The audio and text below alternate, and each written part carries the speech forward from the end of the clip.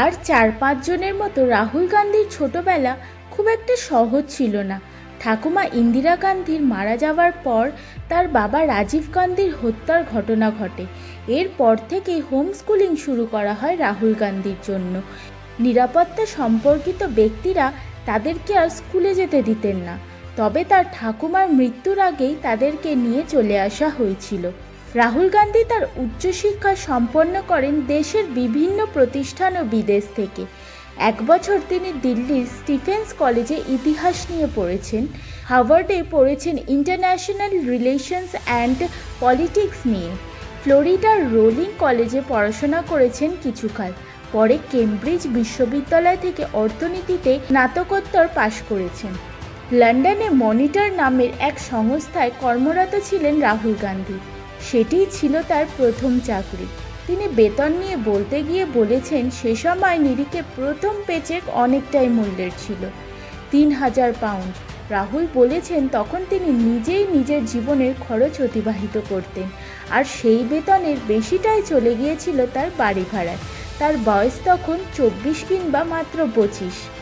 রাজনীতিতে প্রবেশ নিয়ে রাহুল গান্ধী বলেছেন যে সে এমন একটা পরিবার থেকে এসেছে যা রাজনৈতিক। তার বাবা ঠাকুমা খাবার টেবিলে বসে রাজনীতি ও ভারত নিয়ে আলোচনা করতেন। রাহুল গান্ধীর বাবার মৃত্যু তার উপর ব্যাপক প্রভাব ফেলেছিল। তারপর থেকেই সে পাল্টে যায়। তিনি বলেছেন তাদের পরিবারের তারা কেউই ভয় পায় না। দেশের প্রধানমন্ত্রী পদে তার বাবা ও ঠাকুমার মতো তিনিও যদি বসেন তাহলে তিনি কি করবেন, চলুন জেনে নিই। তিনি এই প্রশ্নের উত্তরে তিনি বলেছেন যে ছোট শিল্পগুলোকে আরও বেশি করে চাঙ্গা করতে তিনি চান।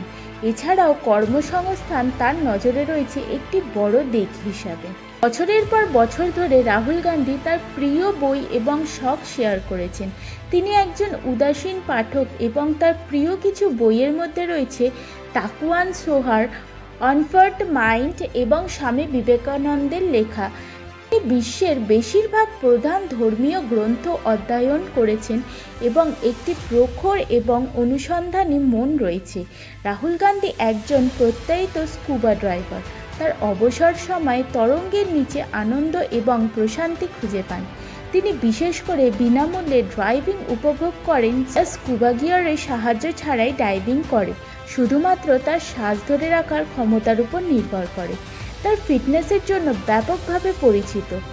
রাহুল জাপানি মার্শাল আর্ট আইকিডোতে একটি কালো বেল্ট ধারণ করে, যা তার উৎসর্গ এবং শৃঙ্খলার প্রমাণ। বন্ধুদের সাথে দীর্ঘ দূরত্ব সাইকেল চালানো উপভোগ করেন তিনি। তবে আজকের ভিডিওটি এখানেই শেষ করছি। খুব তাড়াতাড়ি নিয়ে হাজির হব আরও একটি ইনফরমেটিভ ভিডিও। জানার জন্য চ্যানেলটিকে সাবস্ক্রাইব করে নিন। দেখা হবে আবার পরের একটি ভিডিওতে।